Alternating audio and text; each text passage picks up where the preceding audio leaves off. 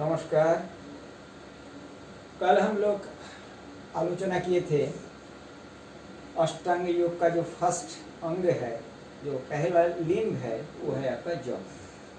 तो आज का आलोच्य विषय है जम क्या है। जम का 5 अंग है: अहिंसा, सत्य, अस्तेय, ब्रह्मचर्य, अपरिग्रह। अहिंसा, सत्य, अस्तेय, ब्रह्मचर्य, अपरिग्रह, ये 5 जो है ये आपका जम का अंग है। तो योग साधना जो है, धर्म साधना जो है, इसका सबसे पहले जो अंग है कि साधना करने के लिए जो पालन करना चाहिए, वो फर्स्ट पॉइंट है आपका जम का ये 5 चीज। अहिंसा क्या है?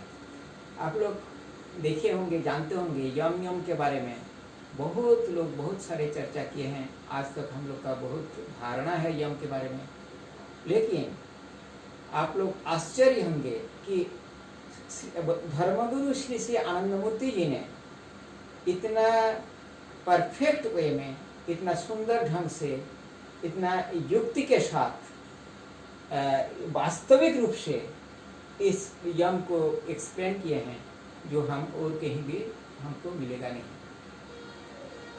श्री श्री आनंदमूर्ति जी का जो पहला किताब है, उन्होंने करीब 250 से ज़्यादा किताब लिखे हैं। बहुत बांग्ला में, अंग्रेजी में, हिंदी में। वो जानते थे करीब 200 भाषा। उनका जो प्रभात संगीत है, उसमें वो 8 भाषा में वो संगीत रचना भी किए हैं। तो उनका जो पहला रचना है, इतना बृहत रचना संभार में, वो है आपका एक पुस्तक जिसका नाम है जीवन वेद। ये जीवन वेद में उन्होंने आलोचना किए हैं कि यम नियम क्या है, क्यों यम जो है वो फंडामेंटल आपका चीज है आपका साधना करने के लिए। तो ये जीवन वेद मतलब है जीवन का वेद। ये यम नियम ही जीवन का वेद है, यही सबसे बड़ा शास्त्र है। इसको बिना हम धर्म साधना में हम आगे नहीं जा सकते हैं। उन्होंने लिखे हैं, विदाउट जम एंड नियम साधना इज एन इम्पॉसिबिलिटी। जम नियम व्यतिरेके साधना है ना। जम नियम बिना साधना नहीं हो सकता है। तो इसीलिए इस जम नियम का बहुत ही महत्व है आपका साधना में, धर्म साधना में। अहिंसा क्या है? बोला जाता है मनोवाक्कावै सर्वभूतानां अपीडनम अहिंसा। मनोवाक्कावै, मन और वाक्य के द्वारा सर्वभूत, किसी को भी जो पीड़ा नहीं देना, वो है अहिंसा। किसी भी हालत में, किसी भी स्तर में, चिंता में, शक्ति में, काम में, हम किसी का कोई हानि नहीं पहुंचाएंगे। यही है आपका अहिंसा। लेकिन यहाँ पर एक बात याद रखना है कि अहिंसा मतलब क्या? हम शक्ति का प्रयोग नहीं करेंगे। अहिंसा मतलब क्या है? हम अपना बल प्रयोग नहीं करेंगे। नहीं, यहाँ एक चीज याद रखना पड़ेगा हम लोग को कि बिना कारण, अकारण हम हमारा शक्ति प्रयोग नहीं करेंगे, बल प्रयोग नहीं करेंगे या वायलेंट नहीं करेंगे। जैसे मान लीजिए कोई अगर मान लीजिए हमको मारने आ रहा है, तो हम अगर बोलेंगे हम अहिंसा धर्म पालन कर रहे हैं, हम हमारा शक्ति प्रयोग नहीं करेंगे, चुप से बैठे रहेंगे, तो वो हमको मार के चला जाएंगे। कोई ये बोलते हैं कि जीव हत्या मतलब ही हिंसा है, हम जीव हत्या नहीं करेंगे। वो लोग देखेंगे जीव हत्या नहीं करने के लिए बहुत कुछ करते हैं, लेकिन खाना तो नहीं छोड़ते हैं। हम जो खाते हैं, जो अन्न होता है, उस जो अन्न जहाँ पर पैदा होता है, उस जमीन में तो वो अन्न पैदा करने का समय भी लाखों कीट मर जाता है, जीवाणु मरता है, कीटाणु मरता है, तो वो भी तो हत्या करके ही वो पैदा होता है। तो हम अगर बोले कि जीव हत्या ही हिंसा है, तो हमको श्वास लेना भी बंद करना पड़ेगा, क्योंकि श्वास में भी हम वायरस को मारते हैं, श्वास से भी हमारा जीव हत्या होता है। इसलिए अहिंसा वही है कि बिना कारण हम किसी को कष्ट नहीं देंगे, किसी को ये नहीं करेंगे। इस दुनिया में, विश्व ब्रह्मांड में सब जो है परमात्मा का रूप है, सब भी ब्रह्म का विकास है। ये बात सही है, यथार्थ है। लेकिन इस भाव के साथ साथ ही सबको ब्रह्म रूप में देखने का साथ साथ ही सबके साथ हमारा आचार जो है वो भी यथार्थ होना चाहिए।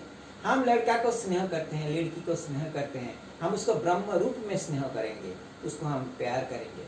लेकिन उसी लड़का, उसी लड़की जब इनडिसिप्लिन होगा, जब आपका अनरूली होगा, जब आपका दुष्ट काम करेगा, तो अब उसको हम ब्रह्म भाव में ही उसको हम शासन करेंगे, उसको डांटेंगे। हम पेड़ पौधा को प्यार करेंगे, वो भी ब्रह्म का विकास है, हम किसी का नुकसान नहीं करेंगे। लेकिन अगर किसी पेड़ में, किसी पत्ता में अगर कीड़ा लग गया है, तो उसको हम अगर नहीं छांट देंगे, उसको नहीं तोड़ देंगे, तो वो कीड़ा सारा पेड़ को ही आपको बर्बाद कर देगा। तो ये जो है, तो इसीलिए शक्ति प्रयोग या जीव हत्या या बल प्रयोग या किसी को हानि हम बिना कारण, अकारण नहीं पहुंचाएंगे कभी भी, इवन सोचेंगे भी नहीं। वही है अहिंसा। अगर अहिंसा धर्म का हम पालन यथार्थ रूप से करें, तो आज जो समाज में जितना भी वायलेंस है वो आपका खत्म हो जाएगा। एक आदमी बार बार सोचेगा कि बल प्रयोग करने का पहले हमको क्या हानि हो सकता है। ये अगर अहिंसा धर्म पालन करेगा तो ये जो युद्ध चल रहा है इतना आज, ये सारा खत्म हो जाएगा। तो इसीलिए अहिंसा को बोला गया है, अहिंसा परम धर्म। अहिंसा एक बहुत बड़ा धर्म है। तो मन वाक् का वही सर्वभूतानां अपीडनम अहिंसा। मन और वाक्य के द्वारा सर्वभूत को पीड़ा नहीं पहुंचाना ही अहिंसा है। दूसरा है आपका सत्य। सत्य है क्या? सत्य में दो चीज है, एक है रीत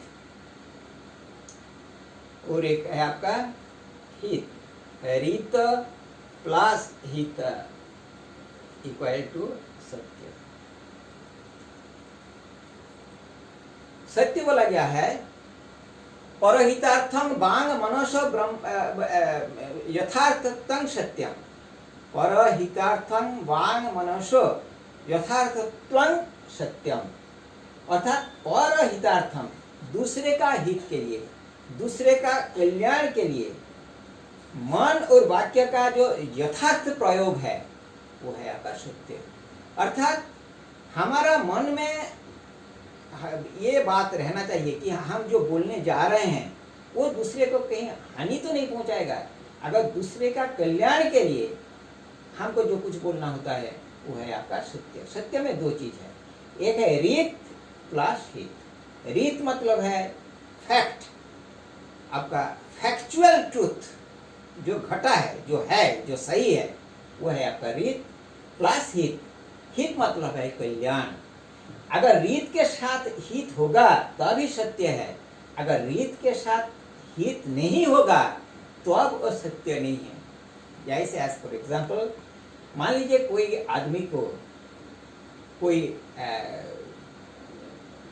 मारने के लिए दौड़ा रहा है और उस मारने के पीछे कोई कारण नहीं है, उसको हत्या कर देगा मान लीजिए कोई, तो वो अगर आके आपके घर में अगर घुस गया है, आप उसको छिपा दिए हैं, अगर वो आदमी आ गया कि वो इधर आया था, आया है क्या, आप अगर उसने बोलेंगे कि ना ना ना ना ना इधर नहीं आया, देखिए उधर आया होगा, तो ये तो फैक्चुअल ट्रूथ नहीं है।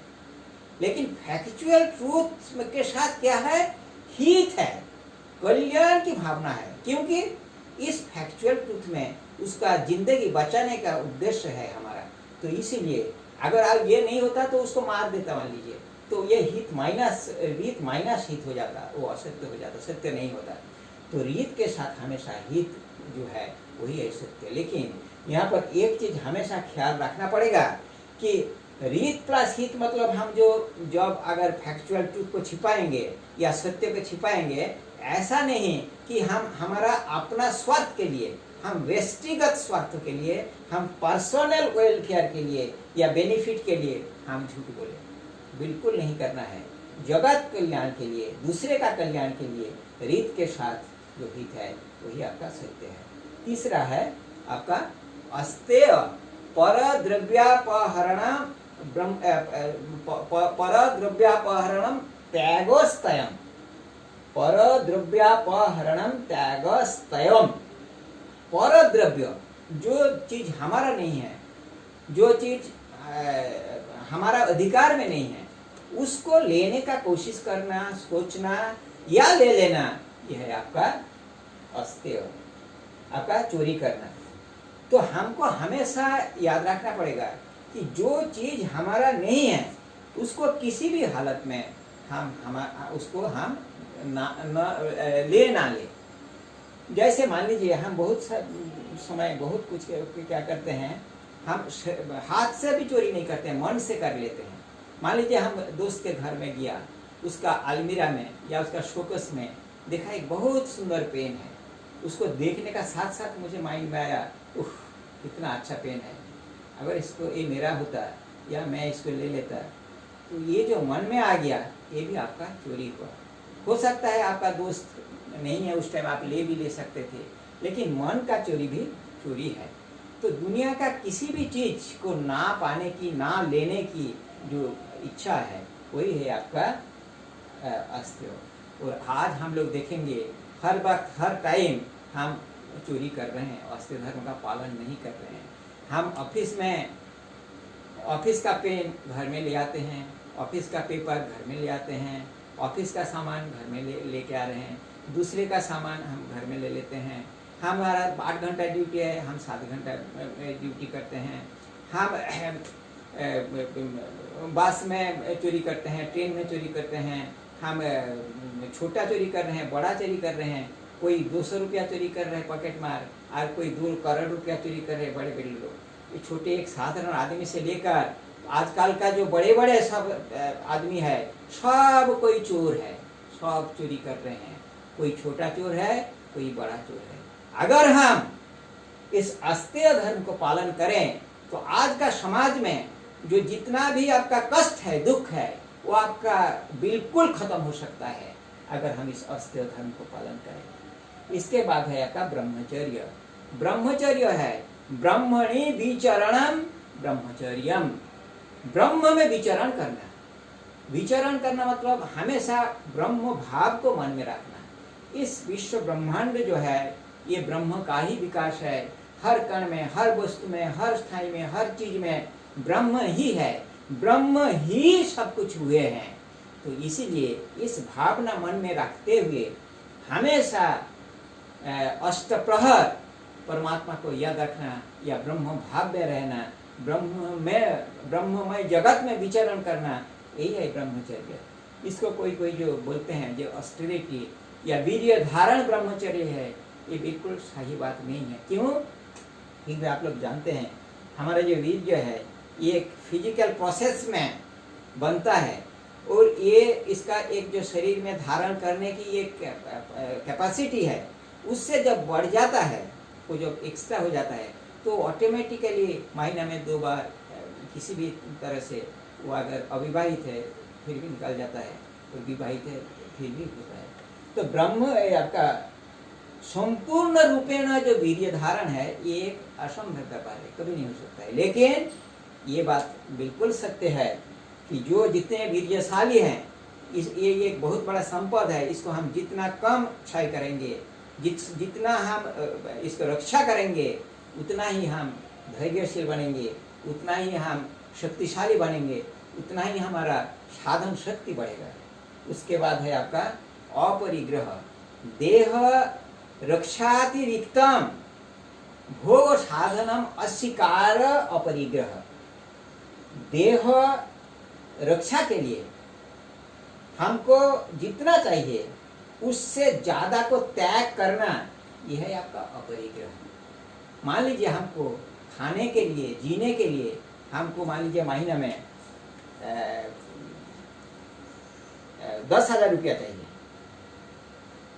और हमारा अगर टेंडेंसी रहेगा कि हम 10 करोड़ रुपया कैसे इनकम करेंगे, तो ये है आपका अपरिग्रह का विरुद्ध। हमको मान लीजिए ये जो कपड़ा है हमारा 5-6 कपड़ा होने से काफ़ी है, अगर इसके बदले में हम अगर 50-60 का कपड़ा रखेंगे तो ये आपका अपरिग्रह विरुद्ध। तो कोई भी चीज़ का एक वैल्यू होता है। हम अगर ज़्यादा ले इकट्ठा करेंगे, एक्यूमुलेट करेंगे, तो हमारा समाज में जो है वो दूसरे को कमी हो जाएगा। अगर मान लीजिए 5 भाई है, 10 बीघा जमीन है, तो सबको ही सोचेगा मेरे पास 10 बीघा जमीन हो जाए, तो क्या होगा, लड़ाई होगा, या जो ज़्यादा होगा दूसरे जो है वो वंचित होगा। तो ये जो अपरिग्रह है, ये आदमी का जीवन में बहुत ही जरूरी है मन को नियंत्रण करने के लिए। ये जो यम का 5 अंग है, अहिंसा, सत्य, अस्त्य, ब्रह्मचर्य, अपरिग्रह, ये 5 जो है, हम समाज में कैसे रहेंगे, समाज के साथ हमारा आचरण कैसे होगा, हम कैसे सलूक करेंगे समाज के साथ, तो ये करने का साथ साथ हमारा मन भी आपका नियंत्रण हो सकता है। आजकल समाज में जितना समस्या है, कल भी हम बोल रहे थे, ये हम यम को पालन नहीं कर रहे हैं। इसी के वजह से अगर समाज के सब कोई सचेत हो जाए और समाज के कलेक्टिव साइकोलॉजी में अगर यम उतर जाए कि अहिंसा, सत्य, अस्त्य, ब्रह्मचर्य और अपरिग्रह पालन करना है, तो जितना समस्या है सारा समस्या का समाधान बन सकता है। और इसी समाज ही एकदम गोल्डन सोसाइटी बन सकता है, सुनहरा सोसाइटी बन सकता है, एक बहुत सिविलाइज्ड एडवांस्ड आपका ह्यूमन सोसाइटी बन सकता है। और यही है आपका हमारा गुरु श्री श्री आनंद मूर्ति जी का जो जीवन का लक्ष्य है, हमारा जो आनंद मार्ग का लक्ष्य है। तो काल हम लोग आलोचना करेंगे नियम क्या है, नियम का 5 अंग। धन्यवाद, नमस्कार।